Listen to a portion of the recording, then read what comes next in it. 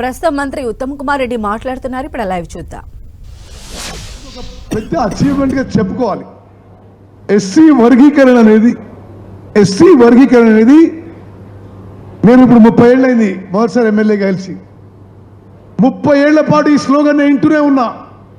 SC categories గురించి ఏ ప్రభుత్వం వచ్చినా ఏ పార్టీ అధికారంలో ఉన్నా అన్ని పార్టీలు కూడా ఎస్సీ వర్గీకరణ అంటే కానీ ఎవరు చేయరని. మనం వచ్చినాక ఈ ఎస్సీ వర్గీకరణ చేసిన విషయం కూడా మనం గర్వంగా చెప్పుకోవాలి. It is universally accepted. దాంట్లో ఎవరికి అన్యాయం జరగడం లేదు.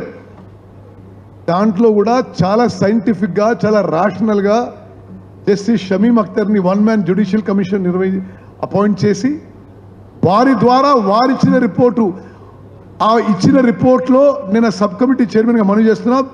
జస్టిస్ షమీమ్ అఖ్తర్ ఇచ్చిన రిపోర్ట్లో ఒక్క అక్షరం ఒక్క వర్డ్ కూడా మరి ముఖ్యమంత్రి గారు కానీ ఉప ముఖ్యమంత్రి గారు కానీ క్యాబినెట్లో మార్చకుండా అది శాసనసభలో ప్రవేశపెట్టి యాక్సెప్ట్ చేయించినము. అదేవిధంగా బీసీ కులగణనపై కూడా స్వతంత్ర భారతదేశంలో బీసీ కులగణన ఎవరూ చేయలేదు. The last known caste census was in 1931. తెలంగాణలో బీసీ క్యాస్ట్ సర్వే మీకు సంఖ్య చెప్పాలి.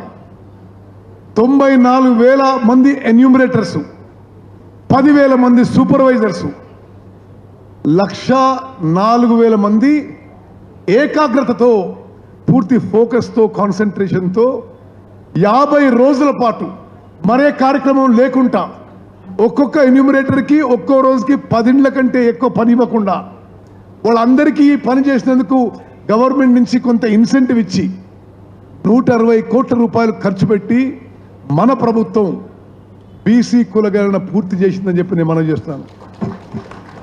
మన అందరం గర్వపడాలి. కాంగ్రెస్ పార్టీ మూల సిద్ధాంతాలు ఇంక్లూజివ్ గ్రోత్, సోషల్ జస్టిస్.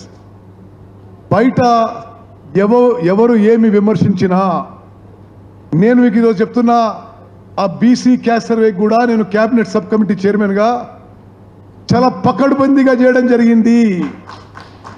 ఈ దేశంలో ఎన్నడూ ఎక్కడ ఈ విధంగా చేయలేదు. ఆ అంకెలు కానీ ఆ పర్సంటేజ్లు కానీ ఎవరో పనికిరాడు ఏదో పిచ్చి పిచ్చిగా మాట్లాడతాడు. ఆ రికార్డులో ఏమీ తేడా ఉండదు. ఒక 16 లక్షల మంది అందులో పాల్గొనలేదు. సరే, వాళ్ళ ఇంట్లో లేరో వాళ్ళకి ఇష్టం లేదో, కేసీఆర్ కుటుంబ సభ్యులు ఎవరు పాల్గొనలేదు. మరి వాళ్ళు కూడా సామాజిక న్యాయం కూడా మాట్లాడితే ఎట్లా? మరి నేను ఎందుకు మీకు మనం చేస్తున్నా అంటే